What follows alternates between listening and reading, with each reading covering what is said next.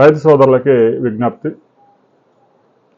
తెలంగాణలో, ఆంధ్రప్రదేశ్లో విస్తృతంగా రబీలో మొక్కజొన్న సాగు, వరి సాగు పెద్ద ఎత్తున జరుగుతాం. ఈ రెండు పంటలు హార్వెస్ట్ చేసిన తర్వాత ఒక ఎకరాకి మొక్కజొన్నలు అయితే 8 నుంచి 10 టన్నులు, వరి పంటలో అయితే ఆ వరి పంట కొంచెం మిషన్ ద్వారా కొంచెం ఆ చెత్త అదంతా సేకరిస్తున్నారు కాబట్టి కొంచెం వేస్ట్ తగ్గుతా ఉంది. సహజంగా రబీ సాగు చేసేటప్పుడు రైతులు ఒక 15 రోజులు గ్యాప్ ఉంటుంది. ఫస్ట్లో వేసిన రైతుకి, చివరిలో విత్తనాలు వేసిన రైతుకి, మొక్కజొన్న కానీ వరి నాట్లు కానీ. అదే కటింగ్ సమయం, హార్వెస్టింగ్ సమయం కూడా ఈ విత్తనం వేసిన దాన్ని బట్టే గ్యాప్ వస్తుంది. ఒక ఏరియా అంతా ఒకే రోజు వేయడం సాధ్యం కాదు, కూలీల కొరత కూడా ఉంటుంది.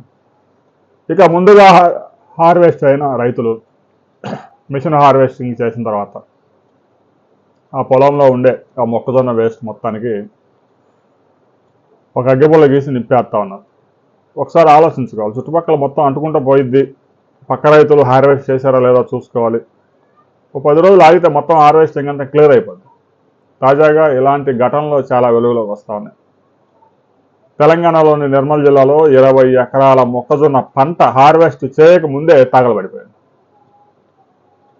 అంటే దాదాపుగా 20 లక్షల రూపాయల నష్టం, ఆస్తి నష్టం రైతుకి. సరే, అంతటితో ఆగింది కాబట్టి సరిపోయింది. ఇంకా పొలాలు ఎక్కువగా హార్వెస్ట్ చేయాల్సిన పొలాలు ఉంటే మొత్తం అంటుకొని పోయింది.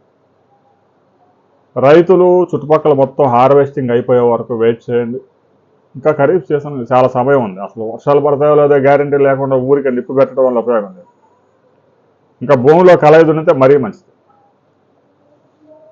ఒక ఎకరా నుంచి ఒక్కొక్క రైతు 3 నుంచి 4 టన్నుల కార్బన్ మోనాక్సైడ్ ఆ తగలబెట్టడం ద్వారా రిలీజ్ చేస్తూ ఉన్నారు.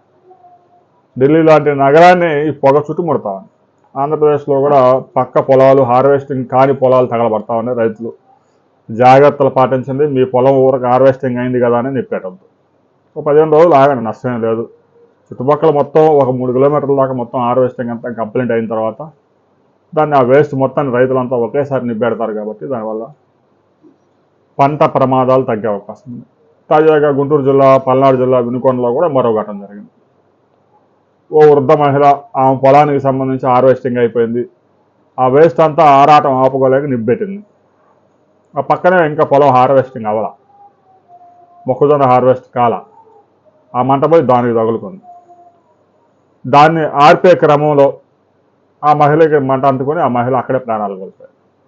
అంటే కేవలం పంట నష్టమే కాకుండా ప్రాణ నష్టాలు కూడా జరుగుతూ ఉన్నాయి. రైతు సోదరులు హడావిడి పడి ఊరికి నిబ్బెట్టద్దు. ఒక 15 రోజులు ఆగండి. ఇంకా ఖరీఫ్ సీజన్కి చాలా సమయం ఉంది.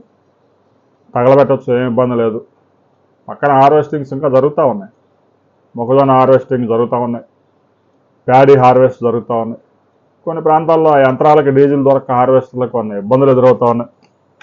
అందువల్ల రైతు సోదరులు పంట అయిపోయింది, మన పని అయిపోయింది కదా అని నిప్పి పెట్టే కార్యక్రమానికి తెరలేకపోతుంది. దీనికి సంబంధించి ప్రతి రైతు మీ అభిప్రాయాలు కూడా కామెంట్ చేయండి. మిగతా రైతులకు సలహాలు ఇవ్వండి.